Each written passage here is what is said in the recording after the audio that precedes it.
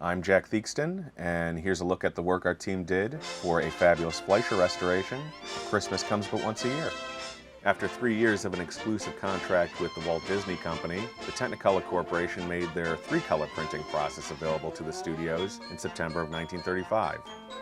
4 months later, in January of the following year, the Fleischers released their first 3-color Technicolor cartoon, Somewhere in Dreamland.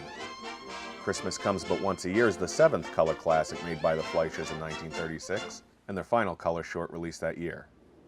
What set Technicolor's 3-color process apart from other color systems was that it recorded and printed all colors in the spectrum. The company's previous 2-color process was limited to only red and green light, missing out on anything that was blue or purple. With a newly designed camera that would record red, green, and blue light on 3 separate strips of film, Technicolor was able to achieve a completely natural color image. Prints were made with a process called dye transfer, in which prints of the color records have their emulsions etched to create strips of 1,000-foot-long stamps for each primary color, cyan, magenta, and yellow. These stamps, or matrices, are pressed up against blank film one after the other. This process is not unlike the way a 4-color printing press makes a color image on paper. Each color is stamped one on top of the other until a full color image is finished. The Fleischers used a technique that would eventually become the standard for animating in Technicolor. Using a rotating wheel on the front of the camera, individual exposures of the color image were taken through red, green, and blue filters. These color records were exposed sequentially on the negative and then taken to Technicolor, where they were developed and optically printed into 3-color matrices for printing. We were extremely fortunate to have access to the original successive exposure camera negative for this project, courtesy of the Paramount Archive. 4K DPX scans were made at Paramount and delivered to me. At this point, I separated the red, green, and blue records into discrete timelines and recombined them digitally. Once combined, a flat, ungraded copy was ready for restoration. What we were left with was a full-width scan of the image with information that would have been cropped out in printing and projection. While this image was never meant to be seen by the public, we can glean out a great deal of information about how the Fleischers animated their cartoons. During photography, 3 cameras were used to photograph separate animation sequences. One camera used an aperture plate that was standard in the sound era, blocking out the left portion of the image that would eventually be taken up by the optical soundtrack used for playing back the audio. However, 2 of the cameras used the more traditional silent aperture, exposing a full image on the top and bottom, and the left side that would normally be used by the soundtrack. The Fleischers used a patented photography process in which an animation stand was mounted horizontally in front of painted sets made of plaster and wood.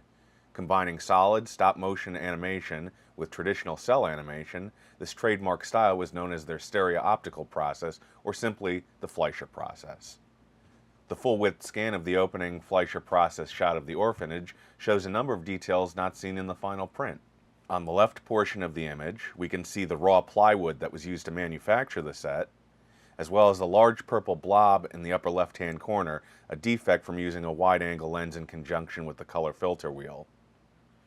A number of shots show the edge of the platen frame of the animation stand and show the animated zooms onto the stand in photography. Multiple shots show cell smudging, but as that was apparent in the original photography, we left it in. On a number of shots, including the opening titles, one can see the registration pins for the glass fit on top of the artwork, and backgrounds more or less stop being painted on a number of shots. The edge of the animation table during the Fleischer process finale can also be seen. While in theory what was photographed should simply drop into place with level adjustments, this was not the case. Using multiple cameras and with the rolls of exposed stock being processed in different development baths at different times, grading had to be done on a shot-by-shot basis. A few shots, such as this one, were overexposed in photography and had to be adjusted back. This shot was underexposed, and we did our best we could to bring back some of the lost detail in the shadows. One piece of original artwork has survived and was made available to us. One of the interesting details about this showed that the Fleischer artists made very exacting color selections based on how the art would photograph, not how it would look in person. Note, for example, the green bricks on the fireplace that became more muted in the final product.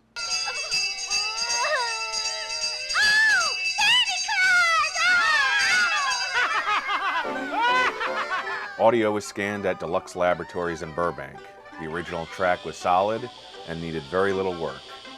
Once the audio was synced to the graded master, the file was sent to Thad Komorowski, who meticulously cleaned up every speck of negative dirt, every scratch, judiciously deflickered messy 80-year-old lab work, and stabilized portions of the film that were jumpy due to camera malfunction or negative shrinkage.